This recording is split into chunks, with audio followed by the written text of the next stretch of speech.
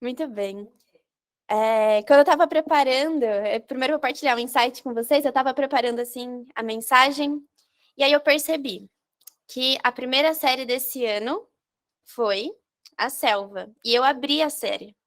E aí, nisso, a gente deu as boas-vindas aos calouros que estavam chegando. Nisso, a gente tem a Giovana, tem o Alfa, tem o Josué, que é a geração não bicho, mas bicho. Nisso, chegou Pedro, chegou Armando, chegou até a Pamela, também nesse contexto aí, né, de ser caloura na pós-graduação. Chegou Fernando, e aí a gente seguiu.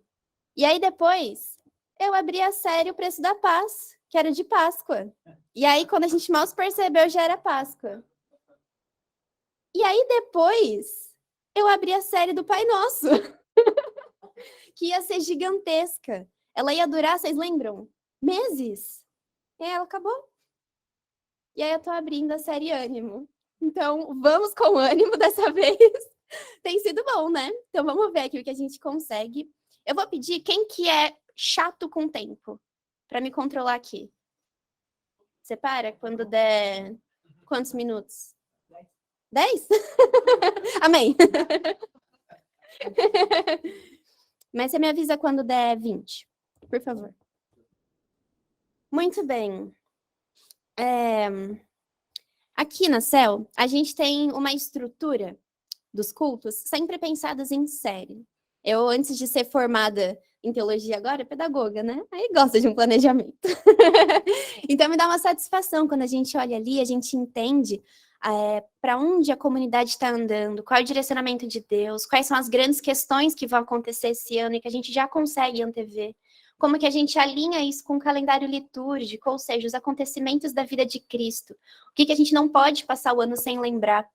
E aí, a partir disso tudo, a gente organiza as séries. Então, quando chega em dezembro, né, nos dá uma alegria que a gente olha e fala, nossa, 2022 está todo planejado, a gente já sabe exatamente o que a gente vai falar. Mas é muito bonito como a graça de Deus se manifesta, tanto no planejamento, porque ele nos ordena, assim, para que a gente, né, que a gente calcule os nossos recursos antes de construir uma casa, que a gente saiba onde a gente está se metendo, mas também a palavra é viva. E dentro dessa estrutura existe a vida, existe a revelação do Espírito, e é assim que a gente chega na série Ânimo. Quando a gente estava lá em dezembro, a gente pensou assim, vai estar meio ali no meio do ano, o pessoal vai estar meio cansadinho. Vamos falar da série Ânimo? Vamos recomeçar? E eu não sei vocês, mas eu não estou cansadinha. O meu rosto pode mostrar isso melhor do que eu. Eu estou muito cansada. Quem caminha mais perto comigo tem visto as minhas ausências, tem visto a sobrecarga, tem visto os dilemas, tem visto os malabarismos, que você olha na segunda-feira e você pisca, é a sexta, e aí metade do que você fez foi feita, o que você precisava fazer foi feito. Os tombos de bicicleta, eu nunca tinha planejado, dia 18 de março de 2022, ter uma interrupção nos meus planos e todos os meus dias serem redimensionados por ter quebrado um braço. Então a gente não sabia dessas coisas quando a gente pensou a série Ânimo. Mas de alguma forma a gente sabia que no coração, na alma de cada um de nós nessa altura, teria um cansaço, teriam frustrações, teria aquele momento de parar e falar, nossa, já foi o primeiro semestre, Deus. Como vai ser o segundo semestre? Ou, nossa, eu já abri mão. Eu tinha planejado tudo, mas já deu tudo diferente mesmo, então daqui até dezembro só põe no piloto automático e deixa Deus fazer o resto. Ou ainda dá para salvar algumas disciplinas, porque o nosso semestre ainda não acabou. Enfim. Então, eu acho sim que hoje nós estamos todos nesse lugar de igualdade. É muito bom a gente poder pensar essa série. Mas ela não é tão solta assim. A gente, desde o início, pensou nesse livro aqui, a sugestão do Altamiro, Ânimo, que é do Eugene Peterson. Para quem não conhece, ele é chamado por muitos como pastor de pastores. Coisa linda. Um pastor presbiteriano que contribuiu muito, muito para entender um evangelho significativo para a igreja hoje. Para a igreja nos dilemas que ela enfrenta hoje. E o subtítulo é Ânimo, o antídoto bíblico contra o tédio e a mediocridade. Eu super recomendo a leitura completa, mas a gente separou a série em 4 semanas, e hoje eu vou ficar só no primeiro capítulo do livro. que é quando ele fala do enigma. O Fernando até me puxou ontem. Ai, conta aí qual é o enigma que eu tô curiosa. Eu falei, ué, vai no culto, oxê. Mas é isso. E esse livro, o mais curioso de se notar é que ele é de 1983, a primeira edição dele. Algumas décadas nos separam do que ele escreveu, mas nenhuma fagulha nos separa do cotidiano, da necessidade de entender principalmente esse enigma. Eu não vou fazer muito suspense, porque a gente também tá na era dos ansiosos, e aí então eu me coloco junto a vocês, e eu não vou ficar fazendo muito suspense até o fim do que é o enigma, para segurar a minha audiência, porque acho que não precisa disso. O portão já tá trancado, ninguém vai sair.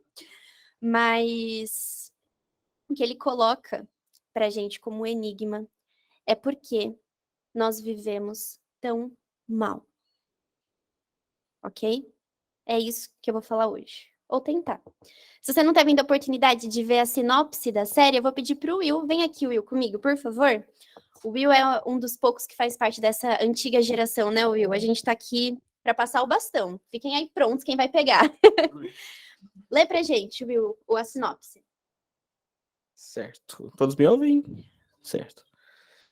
Após um semestre de retorno presencial na maior parte dos estabelecimentos e instituições, estamos cansados e sobrecarregados com demandas das mais variadas.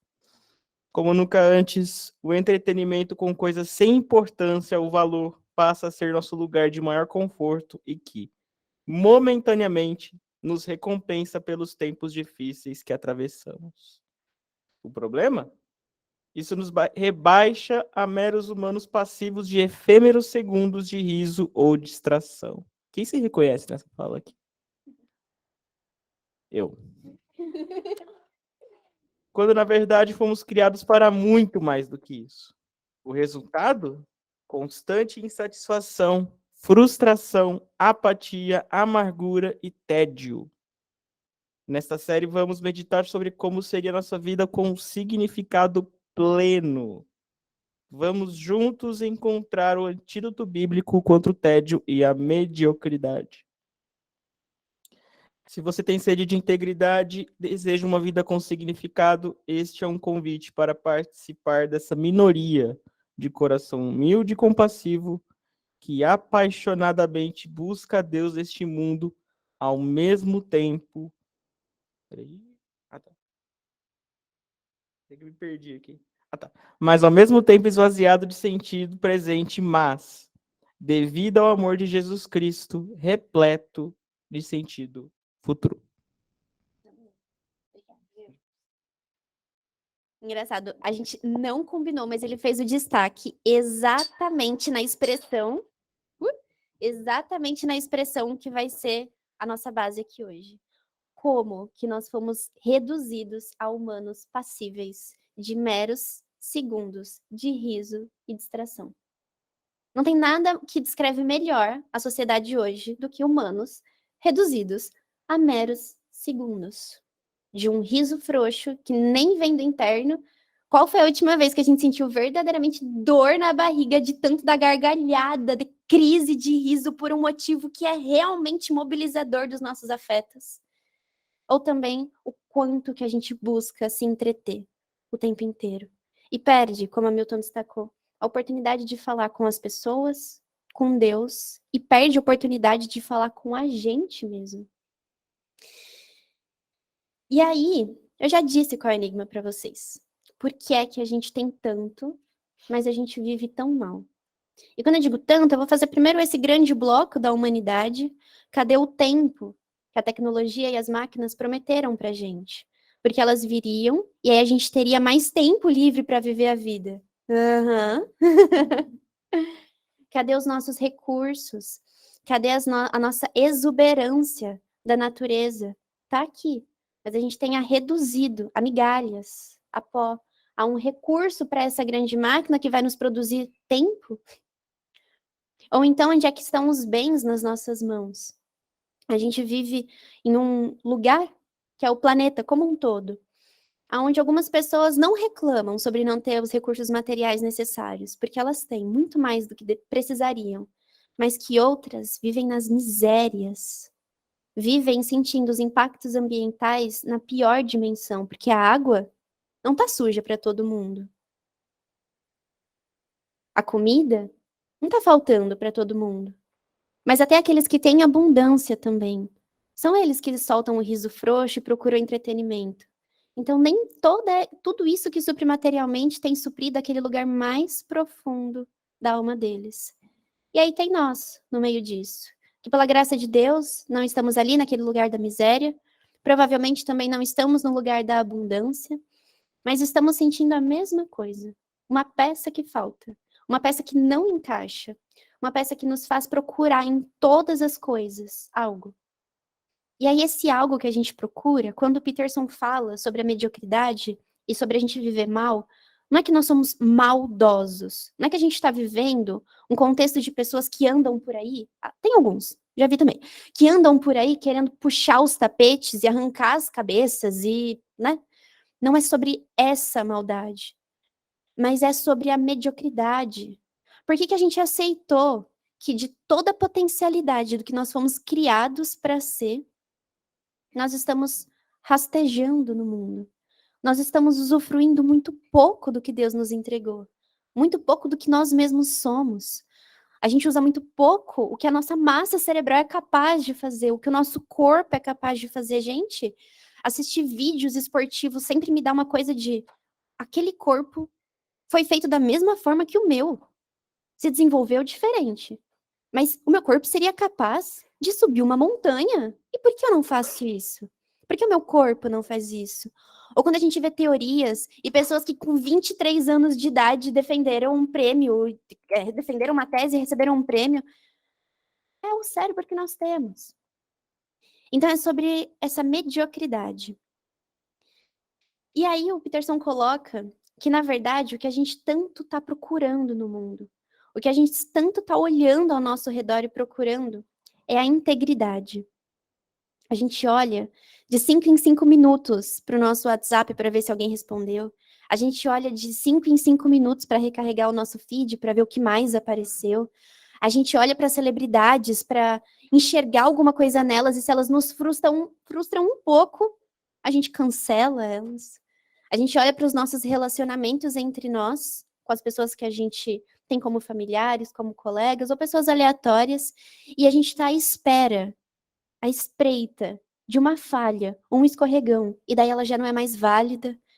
Isso mostra que a gente não está certo, mas mostra que existe um parâmetro dentro de nós da integridade. A gente anseia por se relacionar por algo que seja imutável, por algo que seja verdadeiro, algo que seja completo, algo que seja pleno e algo que seja fiel.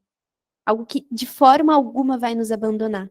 Porque da mesma forma que a gente coloca essa medida e a gente anula a experiência do outro, as pessoas também estão nos anulando o tempo inteiro. E nós somos pessoas deixadas para trás pelos outros, por nós mesmos. Mas então essa busca da integridade. Vamos ver aqui a primeira forma como Peterson anuncia isso. Queria muito que cada um tivesse aí com a sua cópia na mão. Momento aula, né? Mas vamos lá.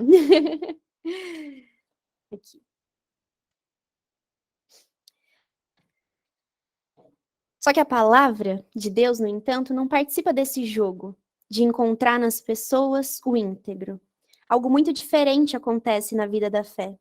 Nela, cada um descobre todos os componentes de uma aventura original e única. Pelas Escrituras, somos alertados contra dois riscos de seguir as pegadas dos outros e chamados a uma incomparável associação com Cristo. A Bíblia deixa bem claro que cada história de fé é completamente original. O gênio criativo de Deus é inesgotável. Ele jamais, cansado de manter os rigores da criatividade, lançará mão do recurso de produzir cópias em massa.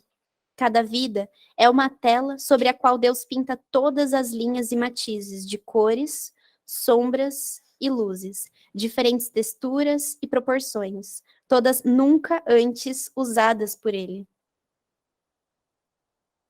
Olha o limite da criatividade, da criação. Saber que ninguém aqui dentro é igual ao outro.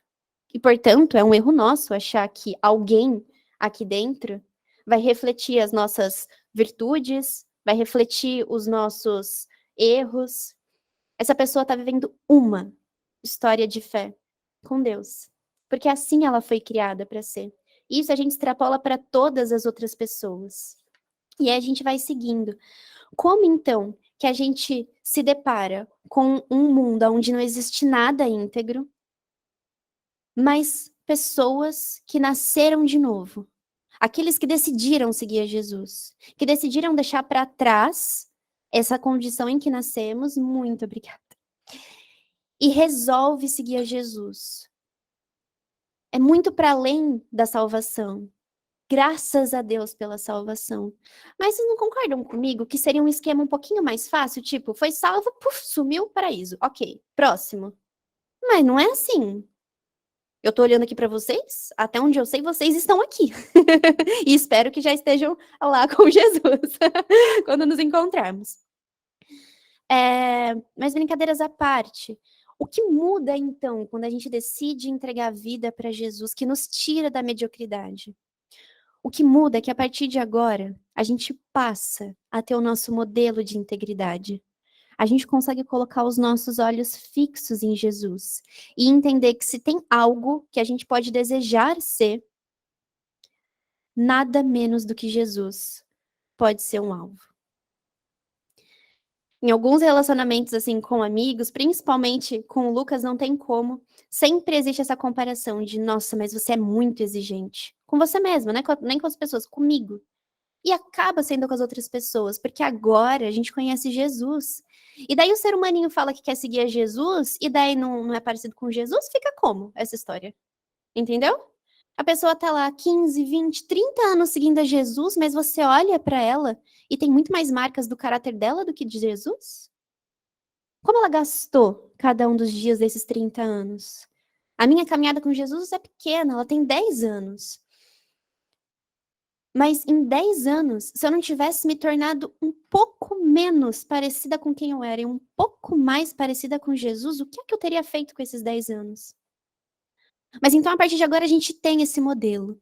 E aí surge uma problemática, que aí dentro desse enigma, o Peterson coloca como um dilema. Como é que a gente vai falar sobre a busca por excelência para pessoas que são fragmentadas e caídas? E aí ele coloca esse dilema para dois lados. Ou a gente vai criar aqueles discursos horríveis, super coach de você pode ser mais, você pode ser muito mais, parece propaganda, né? Desodorante. Você pode ser melhor do que você é. Olha para sua aparência, pela forma com que você fala, como você cuida das pessoas. Você errou? Levanta a cabeça e não chora. E cria todo esse discurso para que você seja mais excelente naquilo que você está fazendo. É uma via. Ou a outra via que o Peterson coloca como parte do dilema é que você percebe que não dá. Você joga a toalha. E aí, para você buscar a servir o próximo nesse desajuste, você se torna capacho. As pessoas veem em você alguém para pisar em cima. Alguém que, como entrega a segunda face, bate até no topo da cabeça. E aí, então, a sociedade te lê. Ou dessa forma do superpoderoso super-herói que nunca vai errar. Então, olha para mim porque eu sigo a Jesus e aí eu nunca vou errar. Se você já disse essa frase, eu espero que você tenha uma segunda chance.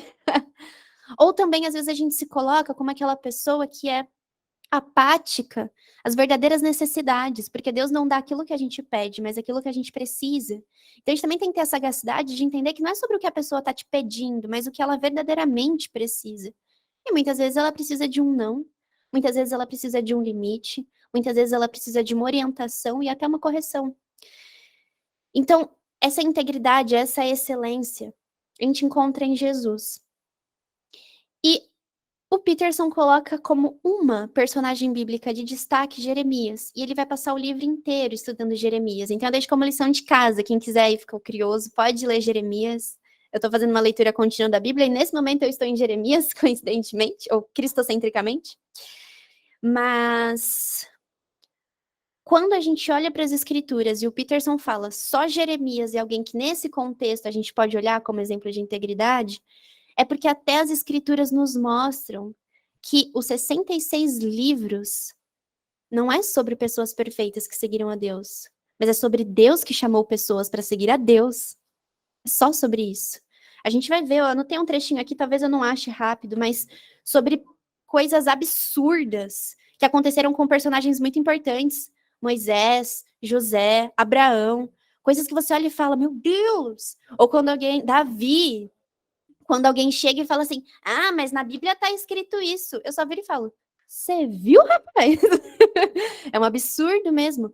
Você viu, ele ia dividir a criança no meio por conta da briga das mães. Você viu que absurdo? Eu também acho um absurdo. Não acho que tá certo. Ou quando tem as relações, né, que muita gente discute gênero e fala, olha como as mulheres eram tratadas. Pois é, que absurdo, não é mesmo? Agora vamos entender o que Jesus diz sobre isso? Agora vamos entender o que a cruz significou na nossa história? Vamos entender o que significa receber uma vida nova a partir de Jesus? Aí o jogo vira. Então até a Bíblia é colocada como esse lugar, pelo Peterson, de que são pessoas imperfeitas. E que então tudo é sobre uma vida de fé, uma vida rendida a Deus. Então já fica uma pista aqui de como a gente prossegue para resolver esse enigma. Se a gente quer viver uma vida de integridade, uma vida em excelência, não é sobre o que nós vamos ser ou fazer ou deixar de ser ou fazer, mas é sobre a nossa decisão de uma vida de fé rendida ao Deus soberano, poderoso, criador e salvador. Eu separei alguns trechos aqui para ler, eu acho que eu já avancei sem ler os trechos, mas eu vou fazer questão, porque doeu um pouco em mim, não queria que doesse sozinha, sabe? Podia doer em vocês também um pouco. Eu tô só na metade. O Peterson, ele anuncia um perigo. O perigo, para ele, não seria a morte em si, do tipo, caí de bicicleta, bati a cabeça, morri. Mas o perigo seria essa sobrevida, de quando a gente morre, mas permanece zumbis durante muito tempo. E isso, acreditem, pode acontecer inclusive depois que a gente entrega a nossa vida a Jesus. Ai, o tempo. Tá.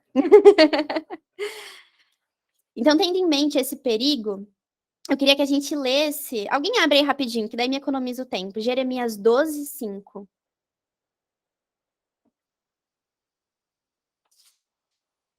Jeremias 12, 5.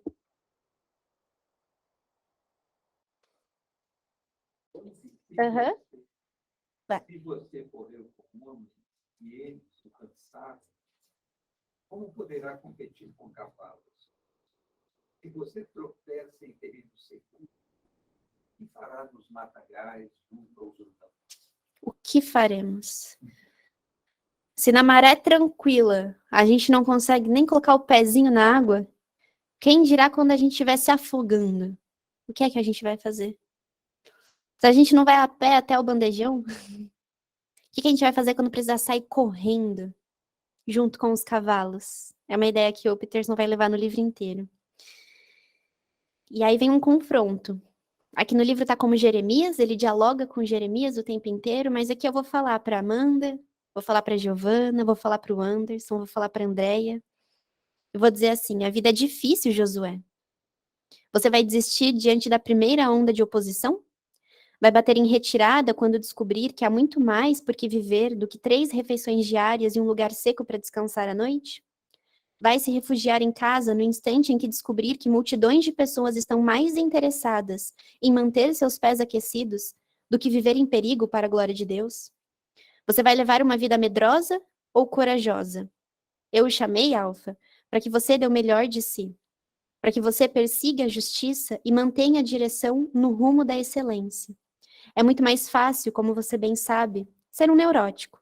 É muito mais simples viver como um parasita.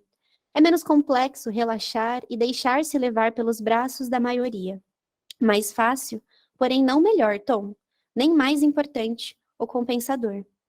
Eu o chamei para uma vida de propósito, muito além do que você pensa ser capaz de viver, e prometi dar-lhe forças suficientes para cumprir o seu destino. Agora, porém, ao primeiro sinal de dificuldade, você está disposto a desistir.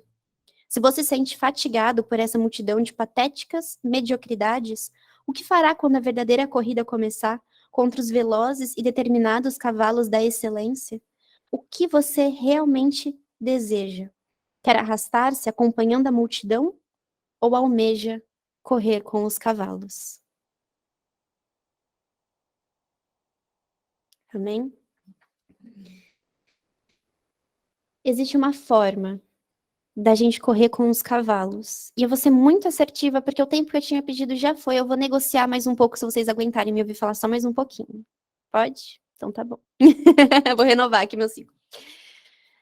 Existe uma forma muito sábia que Deus nos deu para viver essa corrida. E essa forma é a igreja. Deus nos criou. Ele conhece a gente muito melhor do que nós mesmos. Talvez a gente demore 50 anos para perceber que fazer parte de uma igreja nos fez falta. Mas ele já nos cria e nos dá de presente a igreja, o corpo de Cristo. Eu não estou falando sobre a céu.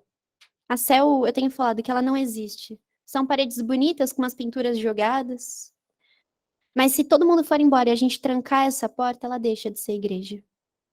Mas a partir do momento que o Pedro me chama para conversar, a partir do momento que cada um de vocês olha um para o outro e entende as necessidades e traz do alto a palavra de sabedoria, de orientação, ali está a igreja. E foi isso que Deus nos deu para a nossa caminhada. Ele sabia que a gente sucumbiria sozinhos. Ele saberia que ele poderia rasgar os céus, se revelar, vir em carne, morrer numa cruz, e as pessoas ainda assim esqueceriam. Ou as pessoas ainda assim não acreditariam. E aí ele fez essa coisa linda, que é a igreja. Eu sou apaixonada pela igreja. Eu acho que hoje é uma das coisas que eu sou mais grata a Deus. Ele foi maravilhoso em todas as coisas, eu sei. Só que na igreja tem algo sobre a nossa maior necessidade, que é a antecipação do reino. É saber que vai ter algo lá no futuro, mas eu tenho dificuldade de esperar pelo futuro. Eu tenho dificuldade para ter a certeza de que realmente eu estou salva e que aí eu vou estar na glória com o Senhor. Mas aí com a igreja, ele me mostra o aqui e agora. Ele me mostra que a nossa população brasileira não teria comida suficiente pelos salários que cada um ganha. Mas porque cada um estende um prato em direção ao seu vizinho, é assim que hoje metade do nosso país ainda não morreu de fome. É assim que a gente tem hospitais funcionando, escolas funcionando, porque pessoas de fé entenderam que a melhor forma de sinalizar o reino de Deus era educando pessoas, era cuidando da saúde dessas pessoas. E aí, pela graça de Deus, a gente tem a nossa comunidade, a gente tem a Céu, esse pedaço que ainda por cima, além de fazer parte disso que é abstrato, que é o corpo de Cristo, tem uma particularidade, que é amar de uma forma imensa os universitários. A gente conseguir ter a percepção de cada um dos problemas deles, porque não é deles, são os nossos. A gente sabe onde está doendo neles, porque faz alguns anos que a gente passa por essas dores, por essas rupturas, por esses anseios. E aí Deus nos chama aqui a Céu para fazer a missão com essas pessoas, para poder ser alívio, para poder ser consolo, para poder ser sinalização de quem Deus é na vida dessas pessoas, ainda que elas não rendam a vida a Jesus enquanto se relacionam com a gente. Então a gente é chamado aqui a plantar sementes o tempo inteiro. E é tão fácil sendo universitário. A gente tem o mesmo horário que as pessoas, a gente come no mesmo lugar que as pessoas, a gente tem as mesmas datas das pessoas, a gente consegue antever qual é o período que elas vão estar mais atarefadas, a gente sabe se ela está dando migué ou não, porque a gente sabe a grade horária dela. E essa é a lindeza da igreja que Deus nos chama, cada um de nós aqui, para fazer parte. Queria ler mais um trechinho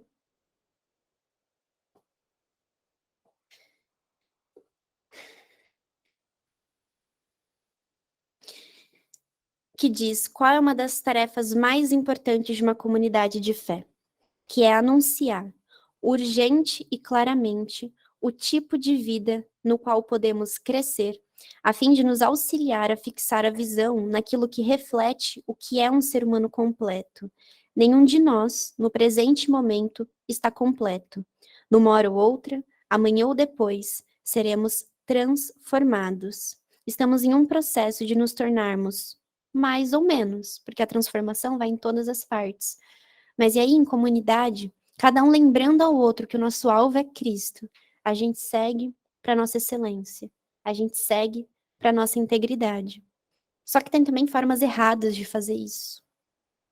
E eu vou contar algumas formas erradas de fazer isso para vocês.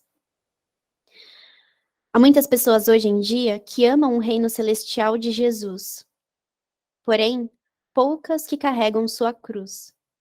Muitas ansiando por conforto, mas poucas que suportam os sofrimentos. Longa é a fila das pessoas que compartilham do seu banquete, porém curta é a fila dos que compartilham do seu jejum. Todos desejam participar do seu júbilo, mas somente uns poucos estão dispostos a sofrer por sua causa.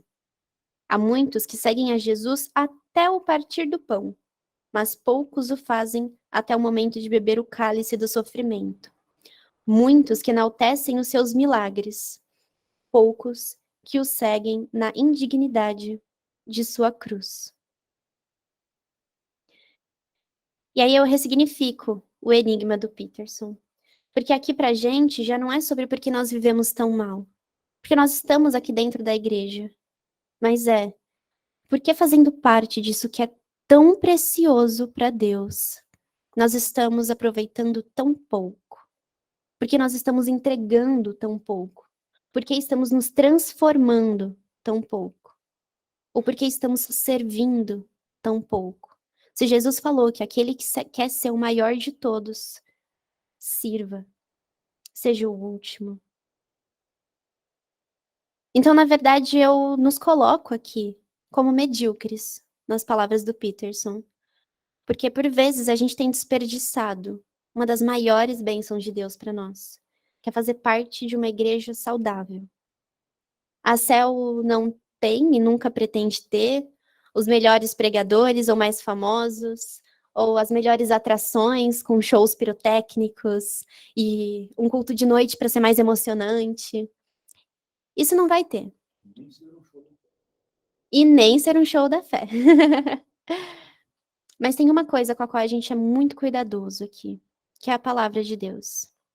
E quando a gente se reúne nos domingos, quando a gente se agrupa aqui, a gente não está ouvindo a palavra de Deus somente quando eu abri aqui a boca, abri a Bíblia e comecei a falar. Mas a palavra de Deus viva, que habita dentro de cada um de nós, o próprio Espírito de Deus, nos revelando uns aos outros, no nosso relacionamento, no nosso serviço. E com esse cuidado, que é o nosso cuidado último da comunidade, é que Deus nos trouxe através da história, desses 17 anos de comunidade, enfrentando algo que a gente jamais imaginou que aconteceria, como uma pandemia, onde toda a nossa antiga geração se foi, cada um para os seus caminhos. E agora os novos, muitos novos, é só vocês olharem em volta. Quantos de vocês estão aqui com a gente desde o dia 13 de março de 2020, quando suspenderam as aulas na Unicamp? A maior parte de nós chegamos. E como é que, ao chegar, a gente aprende como ser a CEL, como fazer a CEL acontecer? Nós antigos, como a gente lida com a nossa responsabilidade de ensinar os novos a sonharem, a viverem o nosso estilo CEL de fazer missão, de se relacionar verdadeiramente, da hospitalidade, do acolhimento, do serviço. O nosso enigma é outro. O nosso enigma é o que nós vamos fazer agora. E o Altamiro nos deu uma boa lembrança durante essa semana, partilhando uma pastoral, e eu pedi a licença para fazer uma produção um pouco ousada, então eu vou pedir para o Gabriel, por favor, colocar o vídeo. A gente não testou se o som vai sair aqui para a gente, mas acho que para a chamada vai sair. E aí, se você joga aqui para a tela. Então, a partir do texto da Altamiro, vamos ver qual é o nosso enigma agora.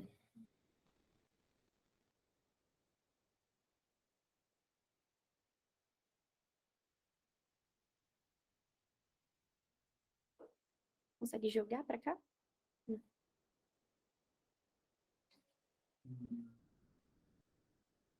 Acho que pode parar o slide.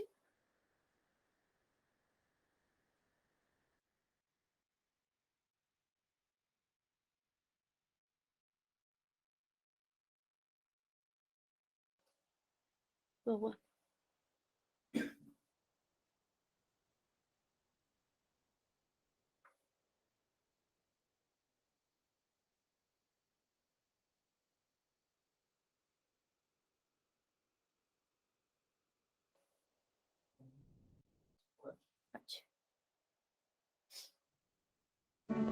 Alegrei-me quando me disseram, vamos à casa do Senhor. A casa do Senhor não é especificamente um templo de localização geográfica única. É o local onde se reúnem os fiéis que confessam sua fé no Deus único e soberano. As escrituras revelam podendo ser um templo ou simplesmente uma casa. Conversando sobre esta questão com vários pastores, parece que alguma coisa mudou nos fiéis de todas as denominações no pós-pandemia. A comunidade de assistir aos cultos de forma virtual parece que gerou em nós uma espécie de sentimento bastante comodista. Ou seja, basta nos assistir ao culto de forma virtual, sem nos preocuparmos de presencialmente olhar nos olhos do outro e perceber suas dores e desafios. O nosso culto passou a ser vertical, eu e Deus. Perdeu-se a dimensão horizontal, perdeu-se a dimensão da cruz. Segundo as Escrituras, a comunidade dos discípulos de Jesus deve ser uma comunidade que se importa, que se envolve e que esforça em viver em comunhão, cumplicidade e serviço. Não há nenhum pecado em participar virtualmente do culto, desde que essa seja a única alternativa de participarmos. Você tem feito parte da sua igreja local? A sua presença aqui na nossa Casa Céu será sempre muito bem-vinda. Vamos juntos reverter este quadro? Alegrei-me quando me disseram, vamos à casa do Senhor. Amém. Essas filmagens foram hoje de manhã. Quando eu cheguei aqui, já estava tudo arrumado. Muito obrigada. Os moradores têm sido parceiros muito importantes para esse retorno. E aí eu olhei as cadeiras vazias e eu falei, Deus, o Senhor sabe, né?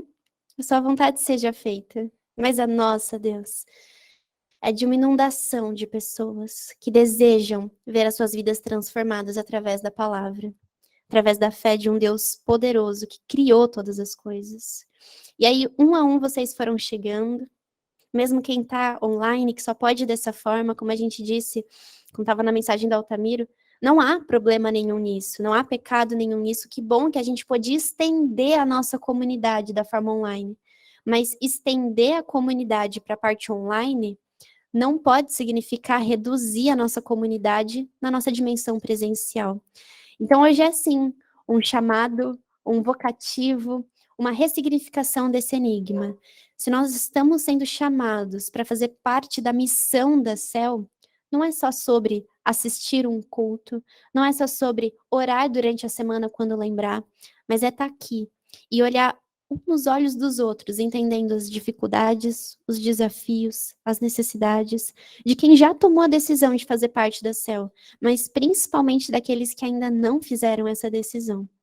Então hoje eu convido vocês a resolver esse enigma junto comigo, que é cada um de nós fazer verdadeiramente uma Céu de retorno pós-pandemia.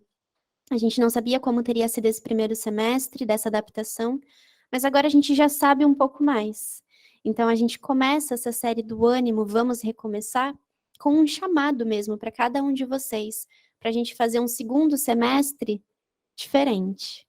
Não sabemos como, mas Deus vai dar a direção, isso eu tenho certeza. Amém? Vamos orar. Senhor Deus, nosso Pai amado, obrigada, Senhor, porque a sua existência não é um enigma no nosso coração. Obrigada pela revelação de quem o Senhor é. Obrigada por fazer morada em nós, Senhor. Obrigada por não ter permitido que ficássemos abandonados longe do teu amor. E também te agradecemos, Senhor, porque o Senhor nos ama de tal forma que não permite que a gente viva na mediocridade. O Senhor nos eleva, Pai, para o teu reino, para a tua integridade, para a tua excelência. Obrigada, Jesus, porque podemos confiar na tua fidelidade. Sabemos que tudo, absolutamente tudo vai mudar, tudo vai nos atravessar, tudo vai deixar de fazer parte de nossas vidas, Senhor. Até as pessoas, quem dirá as coisas. Mas o Senhor é fiel e justo para conosco, Senhor. E te agradecemos por isso. E te pedimos, Pai, te suplicamos para que a palavra de hoje realmente caia em solo fértil do nosso coração. E que não seja segunda-feira, não seja semana que vem, mas que seja hoje, Senhor.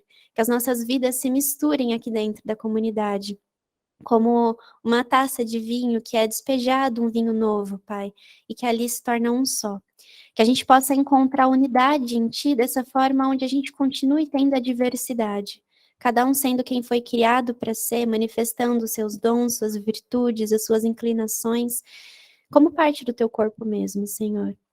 E nos ajude a não sermos mesquinhos, egoístas ou egocentristas, Pai, mas que tudo isso que nós recebemos e encontramos em Ti possa ser partilhado com as pessoas que ainda não Te conhecem. Cria em nós, Pai, a disposição de verdadeiros seguidores Seus, que são aqueles que anunciam a palavra, são aqueles que falam do Teu reino, Pai, levam as boas novas do Teu reino para onde quer que vão.